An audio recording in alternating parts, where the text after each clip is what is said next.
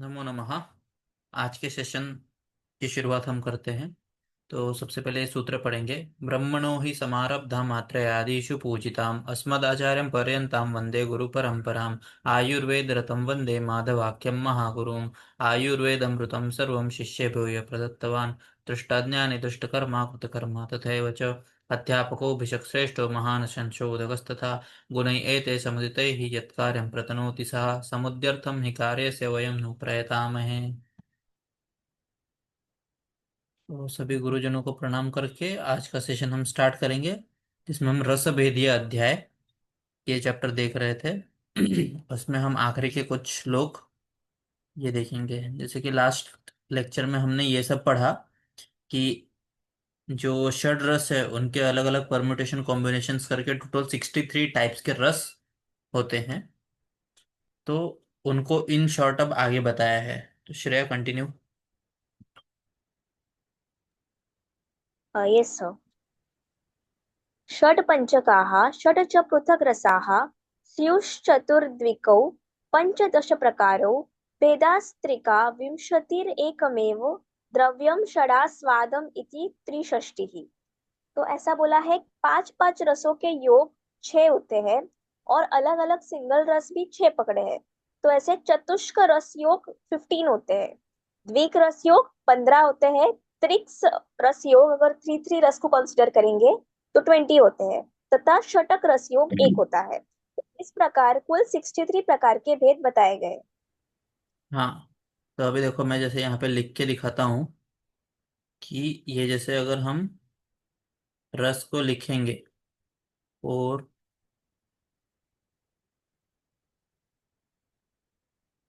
ये पांच रस अगर हम लिखे तो इसको पीजी के क्वेश्चन बनते हैं इसके ऊपर। अभी छह रस का कॉम्बिनेशन तो सबको पता है कि छह रस को मिलाएंगे तो टोटल एक ही रस बनेगा। अब ये इसको छोड़ दो, इस पार्ट को अलग रखेंगे हम। और जो बचे हुए पांच रस के कॉम्बिनेशन है 1 2 3 4 5, तो इसको कैसे याद रखना है? सबसे पहले बीच में क्या लिखेंगे हम? 20। तो बीच वाले को 20 याद रखो। और इसके दोनों आजू बाजू में 15 15। यहाँ पे 15 और यहाँ पे 15। और फिर एक रस कितने हैं? छह हैं, टोटल षड रस है ना। और वैसे ही ये जो पांच है इसके भी कॉम्बिनेशन अगर हमने किए तो वो भी 6 है। तो ऐसे याद रखना है, बीच में 20 है, आजू बाजू में 15 6। तो कोई भी याद रखो, 6 15 20 15 6। बीच में सबसे ज्यादा, फिर दोनों बाजू में 15 15, फिर उसके नीचे 6 6, और छह रस के कॉम्बिनेशन एक। तो वही बताया है कि षट षटपंच कहा। तो पांच रसों के संयोग से षट मतलब छह बनते हैं। षट्च पृथक रसाहा। और पृथक रस एक एक लेंगे तो वो भी छह बनेंगे। स्युः चतु द्विको पंचादश प्रकार। तो चतु मतलब चार और द्विको मतलब दो, इनके पंचादश मतलब 15 15 प्रकार हैं।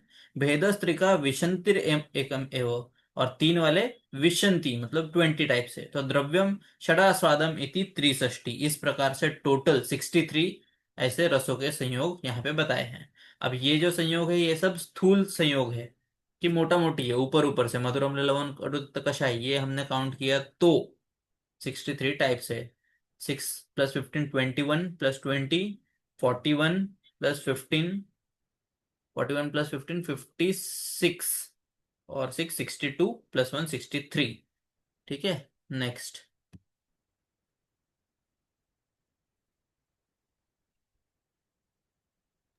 Yes sir. हाँ। अभी दोष एवं भेषज के अनुसार असंख्य रस के भेद के बारे में बताया है। ते रस अनुरसतो रस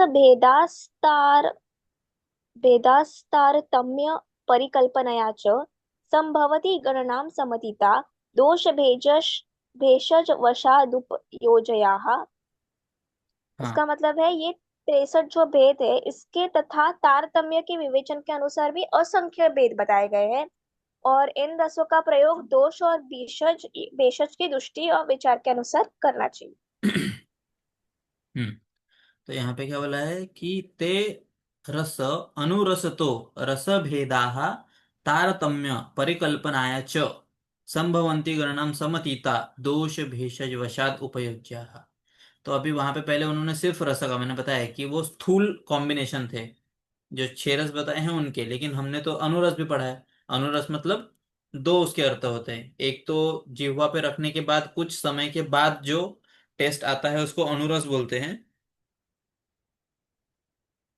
तो उसका अगर हम कॉम्बिनेशन फिर से काउंट करेंगे तो वो बहुत ज्यादा हो जाएंगे। कि ते रस अनुरस्तो रस भेदा, अगर इसके हिसाब से हमने रस भेद किए तो वो बहुत हो जाएंगे। तारतम्य के हिसाब से अगर हमने किया तो परिकल्पना है जो वो भी, कि जैसे फॉर एग्जाम्पल मधुर, जो तरतम भेद होता है, मधुर मधुरतर मधुरतम प्लस अम्ल, मधुर मधुर प्लस अम्ल, मधुर तर प्लस अम्ल, मधुर तम प्लस अम्ल। तो ऐसे ऐसे अगर हम लोग करते गए तो ये बहुत एन नंबर ऑफ कॉम्बिनेशंस बन जाएंगे।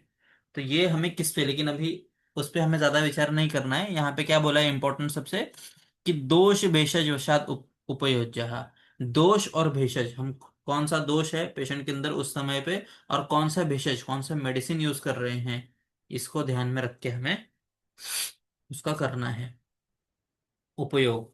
कौन से मेडिसिन, अभी आज ही जैसे क्लिनिक में जो स्टूडेंट्स आए थे हमने आमलकी के ऊपर चर्चा किया था कि आमलकी भले ही अम्ल रस का है, लेकिन उसका अणुरस जो है वो कषाय रस है। और हमारे पास एक पेशेंट थी वाइट डिस्चार्ज की, तो 3 दिन में उनको बहुत अच्छा रिजल्ट मिला। हेतु भी हमने बंद किए है।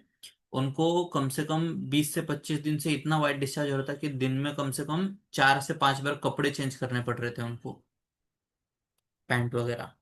तो फिर हमने जब हिस्ट्री लिया तो नाइट शिफ्ट करते थे वो पूरी रात, मतलब शाम को 6 बजे से लेके अगले दिन 4 या 5 बजे तक सुबह सुबह ओवरनाइट काम करते थे। और उसमें भी वो बोले कि रात को क्या खा सकती हो, दूसरा कुछ खाऊंगी तो एसिडिटी होगा, इसीलिए मैं फ्रूट्स खाती हूँ, और फ्रूट्स में भी केला खाती थी सबसे ज्यादा। और दिन में उसको लगता था कि रात को उठती हूँ हीट बढ़ेगा, इसलिए वो ज्यादा से ज्यादा पानी पीती थी। तो पेशेंट को पता नहीं होता है कि क्या हेतु हो सकता है। तो ये रात्रि जागरण हो गया, वात पित्त और अग्नि की दृष्टि हो गई, उसकी वजह से फिर उसके बाद रात को फ्रूट्स खाती थी और वो भी केला, तो ये कफ बढ़ाने वाला है। और दिन के अंदर पानी ज्यादा पीती थी, तो ये सब कफ बढ़ाने वाले सिम्टम थे, इसीलिए उसको फिर वाइट डिस्चार्ज का ये हेतु हमें सब मिला। तो हमने ये सब करेक्ट किया पूरा, खाने में उसको और ऑप्शंस दिए, जो रुक्ष पदार्थ है वो सब हमने, डाइट चूड़ा खाकरा ये सब ऑप्शंस दिया उनको। और साथ में आमल की चूर्ण प्रयोग किया था हमने उनके अंदर, पुष्याणु वगैरह भी किया था, लेकिन आमल की एक किया था। तो आमल की जो है इसका गामित्व ये योनि स्त्राव वगैरह ज्यादा है, तो आमल की का प्रयोग कषाय रस में अच्छा होता है। भले ही आमल की अम्ल रस प्रधान है, लेकिन उसका अनुरस जो है उसके कार्य ज्यादा होते हैं आमल की में। तो अनुरस वगैरह इसके बारे में हमें पता होना चाहिए। ठीक है, तो ये चैप्टर यहीं पे खत्म होता है। इति श्री वैद्यवती सिंह गुप्त सूनु श्रीमद् भगवत विरचितायाम अष्टांगहृदय संहितायाम सूत्र स्थाने रसभेदियो नाम 10वां अध्यायः। ठीक है, तो आज मैं बोला गया है कि दिनचर्या अध्याय हम स्टार्ट करेंगे, तो इस चैप्टर पे जाते हैं अब। ठीक है, तो स्टार्ट करते हैं। अथा तो दिनचर्या, उस चैप्टर में किसी को कुछ डाउट्स है? रस भेदिये में किसी को और कुछ पूछना है तो 2 मिनट हम उसके ऊपर डिस्कस करेंगे, फिर इस सर चैप्टर। वो स्कंद के द्रव्य जो है वो सब याद करने की जरूरत होती है क्या? मतलब देखो धीरे धीरे याद हो ही जाएगा, पर अभी भी वो श्लोक मैंने तो याद किया था, क्योंकि इसके ऊपर पूरा एक ये बनता है, एलएक्यू आता है मधुर रस के ऊपर पूरा एलएक्यू। तो मधुर स्कंद, मधुर रस के गुण, कार्य, अतियोग के लक्षण, ये सब लिखना पड़ता है। और वो प्रैक्टिस में हमें पता होना चाहिए, मतलब एटलीस्ट बेसिक जो हम डेली लाइफ में खाते हैं। अभी पेशेंट, अभी जैसे यहाँ पे मधुर रस लिखा है, तो जो first year second year third year के बच्चे होते हैं तो उनको लगता है मधुर मतलब सिर्फ शक्कर और ऐसी गुड़ वगैरह मीठी चीजें। पर हम जो रोटी खाते हैं, चपाती राइस ये सब, ये मधुर में आता है, मधुर रस है। तो ऐसी चीजें जो पेशेंट को खानी चाहिए और इजीली अवेलेबल हो, डेली लाइफ में खा रहे हैं, वो हमें पता होनी चाहिए। ठीक है, तो गण जितना याद करोगे, धीरे धीरे द्रव्य पढ़ते जाओगे सेकेंड ईयर में, तो वैसे याद हो जाएंगे, विद प्रैक्टिस और भी याद हो जाएंगे मधुर रस का क्या कार्य कैसे कैसे होता है। ठीक है, अभी है जैसे, अभी तुमने बात निकाले तो बोलता हूँ अभी वो याद करना है कि नहीं। क्योंकि देखो अभी मधुर रस तो बहुत सारी चीजें हैं। कोई पेशेंट आएगा, पित्त के सिम्टम्स है, कंडू है वगैरह ये सब है, तो वहां पे हमें मधुर रस श्रेष्ठ है यूज करने के लिए। तो मधुर में भी मधुर या मधुरतम या मधुरतर, तरतम भाव से कौन सा मधुर यूज करना है ये हमें डिसाइड करना पड़ेगा। घर में हम जो रोटी चावल ये सब खाते हैं ये सब मधुर में आते हैं, फिर उसके बाद जो शक्कर वगैरह ये सब है मधुरतम, बहुत ज्यादा मधुर में आते हैं, तो ये सब हमें पता होनी चाहिए, इसीलिए स्कंद वहाँ पे फॉर एग्जाम्पल के लिए, इंस्टेंस के लिए दे के रखा है। ठीक है। Okay sir. हाँ, तो उस हिसाब से हमें जो बाकी जो अनुक्त द्रव्य है, वहां पे एक श्लोक था कि जो अनुक्त है, जैसे पिज्जा बर्गर ये सब यहाँ पे मेंशन है क्या? नहीं मेंशन है। लेकिन मेयोनीज वगैरह थोड़ा सा खट्टा टाइप लगता है, तो वो उसमें अम्ल में आ जाएगा, सॉल्ट रहता है उन सब के अंदर, तो अम्ल में हमको लेना है वो सब। ठीक है। और कुछ डाउट है?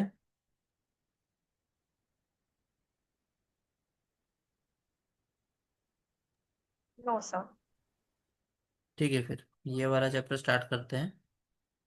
दिनचर्या अध्यायम व्याख्यास्यामः इतिहासमाहु आत्रेयादय महर्षि। तो सबसे पहले टीका पढ़ेंगे और आगे के श्लोक पे जाएंगे। तो ये वाली टीका देखते हैं कि देखो, अथ इति सर्वेषु अध्यायेषु मंगलार्थः। अथ यहाँ पे अथा तो क्योंकि ये मंगलवाची शब्द है इसलिए अथ से शुरुआत होती है। तथा अतः इति आनंतर्ये प्रस्तुत अभिसंबंधे वा अथ इत्यादि शब्द दिनाम पूर्व अध्याय वर्णित है एवं अर्थ। तो अथ और इति का उन्होंने पिछले चैप्टर्स में एक्सप्लेनेशन दिया था। मंगली को ही आचार्य प्रत्यारंभ को मंगलार्थ नाम शब्द प्रयुक्त। तो किसी भी चीज की शुरुआत मंगलवाची शब्दों से होनी चाहिए, इसीलिए पहले अथ से इसकी शुरुआत हुई है।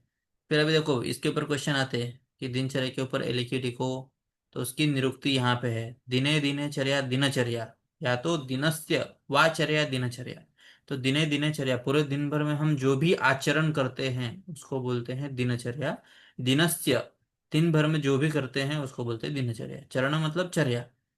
उभय लोक हितम आहार विहार चेष्टतम इति यावत प्रतिदिने यत् कर्तव्यम। तो उभय लोक में जो भी हम हितकर आहार विहार चेष्टा करते हैं प्रतिदिन, डेली बेसिस पे, यत् कर्तव्यम और जो करना चाहिए, वो है दिनचर्या। दिनचर्या यस्मिन् अध्याय अस्ति इति पूर्ववत् छ प्रत्ययम उत्पाद्य तल लोपे प्रकृति भावत्वम च प्रतिपाद्य दिनचर्या इति निष्पाद्यते तम अध्यायम व्याख्यास्यामः। उसकी निरुक्ति बताई है, वो ठीक है। ननु प्रस्तुताद आयुष काम्याद अध्याय अनंतरम को अस्य संबंधः। तो सबसे पहला जो चैप्टर है इसमें आयुष कामीय। तो आयुष कामीय का मतलब क्या होता है? जिसको आयु की कामना है ना। एक ये, और दूसरा जो आयुर्वेद का प्रयोजन है, स्वस्थ से स्वास्थ्य रक्षणम व्याधि परिमुक्षः। तो पहली चीज क्या है? स्वस्थ से स्वास्थ्य रक्षणम। तो सबसे पहले हमें स्वास्थ्य रक्षण के लिए क्या करना चाहिए? तो दिनचर्या, ऋतुचर्या, जो वेग धारण, ये सब पहले बताए हैं। इसीलिए जो आयुष कामी है, जिसको आयु की कामना है, वो स्वास्थ्य कैसे रह सकते हैं, कैसे अपने स्वास्थ्य को टिका सकते हैं, उसको जानने के लिए सबसे पहले इन्होंने दिनचर्या अध्याय बताया है। ठीक है। उच्यते तो यस्मात् आयु कामेन पुरुषेण यत् प्रधानम आयुष्यम तद आसेव्यम प्रथमतः तद वन्यानि यानि आयुष्यानि अतः प्रथम तद तावद आचार प्रधानेन भवितव्यम। यतः आचारद आयु लभ्यते इति आचार्यः। आचारद आयु लभ्यते, जो हम आचार करते हैं, जो हम फॉलो करते हैं, उसी उसी के ऊपर हमारा आयु डिपेंड करता है। यद अपि अत्र रात्रिचर्या अपि विहिता तथापि प्राधान्य दिनचर्या अस्मिन् अध्याये निर्दिष्टः। तो इस चैप्टर में हमने आगे जाकर रात्रिचर्या भी बताया है, लेकिन ज्यादा करके दिनचर्या पे फोकस किया है, क्योंकि दिन भर में हम जो भी करते हैं, रात में तो कुछ थोड़ा बहुत करके सो जाते हैं, इसीलिए दिनचर्या प्रधान होने की वजह से इस चैप्टर का नाम दिनचर्या बताया गया है। अतो दिनचर्या अध्यायो अयम उच्यते। तो ये हमें सीक्वेंस कभी भी पता होना चाहिए कि पहला चैप्टर आयुष काम्य है तो दूसरा चैप्टर दिनचर्या क्यों है। क्योंकि आयु कामिया, आयु की कामना के लिए हमें स्वस्थ रहना इंपॉर्टेंट है, और स्वास्थ्य की शुरुआत हम जो हैबिट फॉलो करते हैं वहां से होती है। तो इसलिए दिनचर्या सबसे पहले बताया है। इसमें याद करने लायक ये वाला जो निरुक्ति है ये करना है हमें। दिने दिने चर्या दिनचर्या दिनस्य वाचर्या दिनचर्या। श्रेया नेक्स्ट। Yes sir. ब्राह्मे मुहूर्ते उत्तिष्ठे स्वस्थ रक्षार्थम आयुषम। तो सबसे पहले दिनचर्या की शुरुआत इन्होंने ब्राह्म मुहूर्त मुहूर्त में उठकर शरीर की आयुष्य की रक्षा करने से बताई है। तो स्वास्थ्य और निरोगी जो मनुष्य होगा वो जीवन की आयु की रक्षा करने के लिए ब्रह्म मुहूर्त में उठना चाहिए, ऐसे आत्रेय ऋषि उपदेश करते हैं। तो यहाँ पे ब्रह्म मुहूर्त का अर्थ होता है प्रातः काल 4 से 3 बजे तक। इसे हम ब्रह्म मुहूर्त बोलते हैं। ब्रह्मदेव तो हमको पता है कि ज्ञान एवं परमात्मा के जो होते हैं उनको कहते हैं। तो अध्ययन तथा ईश्वर स्मरण करने के लिए ये जो ब्रह्म मुहूर्त है इसे उत्तम कहा गया है। और इसलिए आयुर्वेद में निर्देश किया गया है कि ब्रह्म मुहूर्त में उठना चाहिए। हम्म। तो यहाँ पे ब्राह्मे मूर्ति उत्तिष्ठेत स्वस्थो रक्षार्थम आयुष। तो यहाँ पे देखो दो तीन चीज गौर करने वाली है कि ब्राह्म मुहूर्त पे तो उठना है, लेकिन किसको? स्वस्थो, स्वस्थ व्यक्ति को, रक्षार्थम आयुष। और स्वस्थ की परिभाषा क्या है? जिसके धातु साम्य है वो स्वस्थ है, और आजकल ये किसी में नहीं है, बहुत कम लोगों में है धातु साम्य। तो इसीलिए हम सबको ब्राह्म मुहूर्त पे उठो ये भी नहीं बोलना चाहिए, ये एज ए वैद्य हमें पता होना चाहिए कि ये जो नियम है ब्राह्म मुहूर्त पे उठना है वो स्वस्थो रक्षार्थम आयुष है, जो स्वस्थ है उनके लिए है। और इस ये अगर ऐसा वो करेंगे तो उनकी आयु की रक्षा होगी। ये पहला पॉइंट कि स्वास्थ्य के लिए है। दूसरी चीज, अगर हम पेशेंट को सिर्फ एडवाइस देते हैं कि आपको सुबह उठना चाहिए, ब्राह्म मुहूर्त पे उठना चाहिए, तो उससे पहले उसका बाकी का दिनचर्या भी ठीक करना ये हमारी जिम्मेदारी है। उसके बाद ही हम उसको ब्राह्म मुहूर्त पे उठने के लिए बोलेंगे, नहीं तो वो पेशेंट नाइट ड्यूटी करके आ रहा है। अभी जैसे मैं विरार में रहता हूँ, बहुत सारे लोग विरार से रात को 10 बजे आते हैं, खाते खाते 12-1 बज जाता है, और तुम उसको बोलोगे कि आपको 3-4 बजे उठना ही पड़ेगा, तो कैसे चलेगा ये? क्योंकि वो उसकी नींद ही कम हो रही है, उसकी वजह से उसके धातु अच्छे जो अव्वल दर्जे के होने चाहिए वो नहीं है, वो स्वास्थ्य ही नहीं है, तो उसके लिए नियम नहीं है ना। तो बेटिका देखते हैं कि रात्रिश्च चतुर्दशो मुहूर्तो ब्रह्म मुहूर्त। तो अभी जब हमने वो चैप्टर पढ़ा था, कला ये सब का वर्णन कहाँ पे आया था श्रेया? काल का वर्णन त्रिविध हेतु था ना, वो वहां पे पढ़ा था ना हमने कि सर त्रिविध हेतु का वर्णन सर 11वें अध्याय मतलब हाँ। त्रिविध हेतु का ऐसे फर्स्ट अध्याय में भी आया है आयुष अध्याय में। हाँ लेकिन हमने लेकिन देखा था असाध्य ना। हाँ। संयोग and all that is 8th अध्याय, चरक का 8th अध्याय, इंद्रिय और क्रमणीय अध्याय। तो वहां पे हमने देखा था कि कितने काष्ठा मतलब कितने कला, कितने कला मतलब क्या, फिर एक दिन में कितने मुहूर्त, ये सब देखा था हमने। तो यहाँ पे बोला है कि एक दिन में 24 मुहूर्त होते हैं, रात्रे चतुर्दशो, और रात्र का जो चतुर्दशो लास्ट मुहूर्त है, चतुर्दश मुहूर्त है, उसको ब्राह्म मुहूर्त कहते हैं। विषुवति समरात्रिन दिवे काले द्विघटिका उपलक्षणः मुहूर्तस्य च इह द्विघटिका उपलक्षणार्थम उपलक्षणत्वात् सर्वस्मिन् काले रात्रे चतुर्घटिका अवशेषे समुत्थानं कार्यमिति स्थितम्। स्वस्थो, स्वस्थ मतलब निरोग कलयः, तो जो निरोग है उसके लिए ये नियम है। स आयुषो यथा उपचितस्य जीवितस्य रक्षार्थम ब्राह्मे मुहूर्त उत्तिष्ठेत उभयोत्थानं कुर्यात्। मुहूर्त मतलब नायिकाद्वय, ब्रह्म मतलब ज्ञान, तद अर्थम अध्यायम अध्ययनयपि ब्रह्म तस्य योग्य मुहूर्तो ब्राह्म।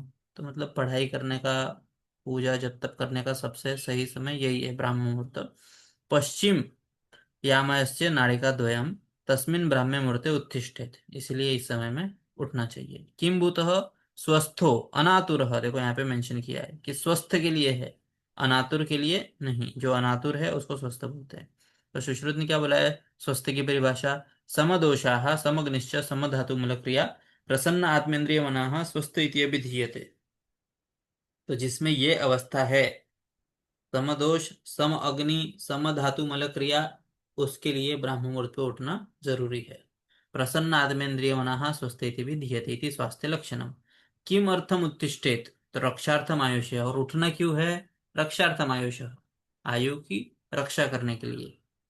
तद ही उपतिष्ठो व्याधि लक्ष्यद अभाव एवं आयुषो रक्षा भवति। तो व्याधि का अभाव होगा तो अपने आप व्याधि की उसकी रक्षा होगी। आतुरेण धातु साम्यार्थम सप्तव्यम एवं। तो इसीलिए जो आतुर है उनके धातुओं को साम्यावस्था में लाने के लिए उनको हमें इस समय भी सोने को बोलना है। ठीक है, तो ये चीज ध्यान में रखो। रोगिणः तु अनियमः, तो जो रोगी है उसके लिए ये ब्राह्म मुहूर्त पे उठना इम्पोर्टेंट नहीं है, यह है वैद्य को डिसाइड करना चाहिए।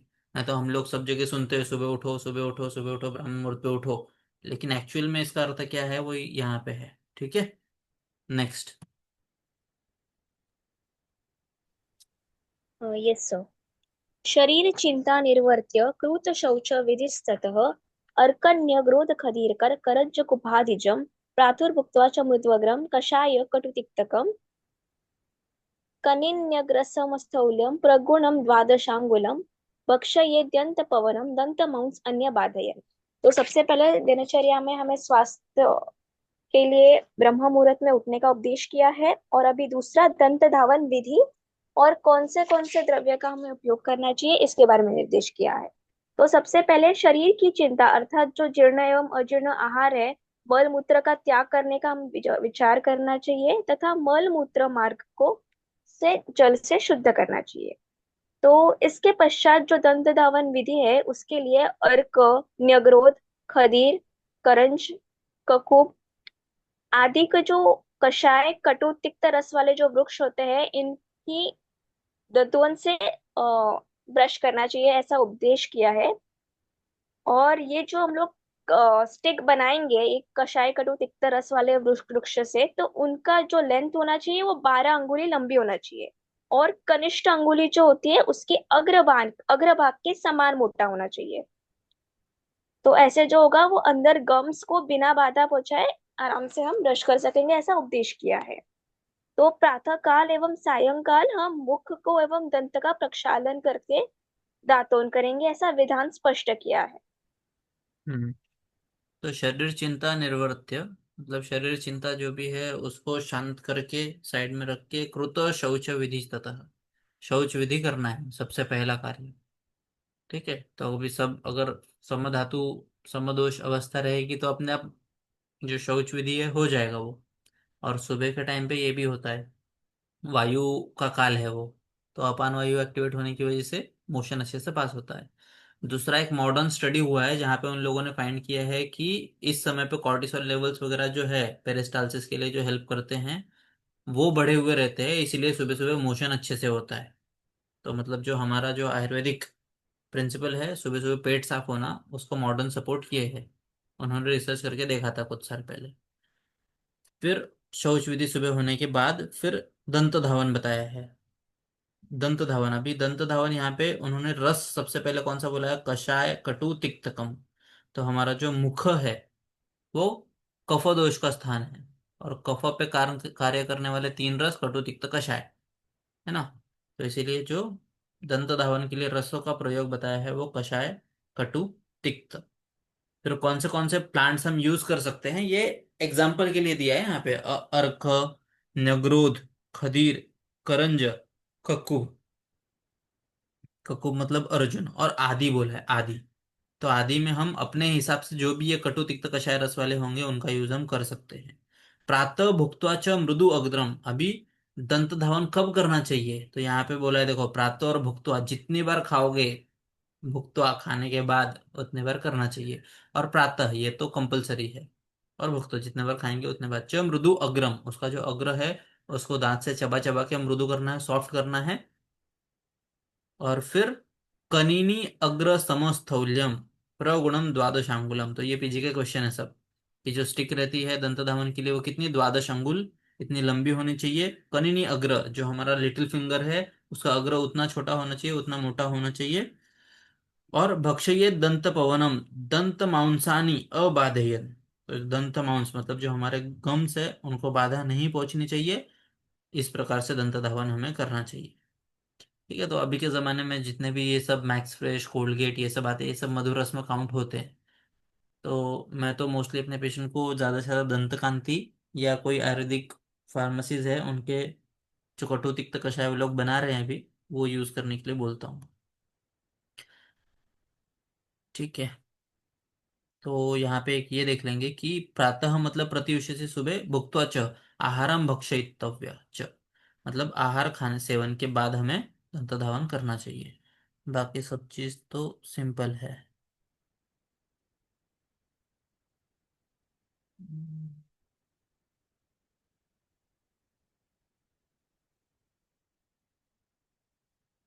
ठीक है, नेक्स्ट श्लोक पे चलते हैं। हाँ अभी श्रेया। यहाँ पे दातून का निषेध के बारे में बताया है कि मतलब किस किस को दातून नहीं करना चाहिए।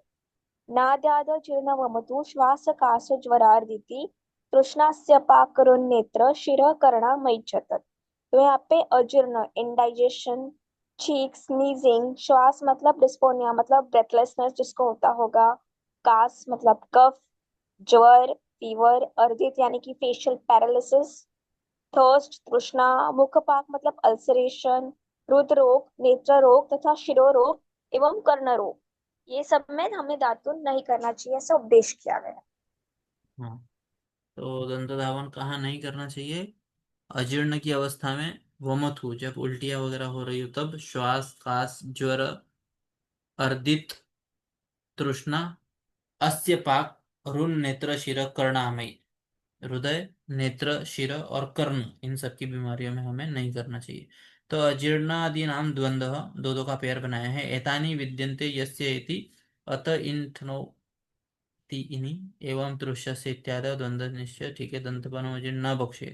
तो दंत पवन अजीर्णी वगैरह में उनका दंत धावन नहीं करना है। एवं वमथु आदि नाम कर्णनाम अंतानाम संबंधन युज्य, यहाँ तक हमें नहीं करना है।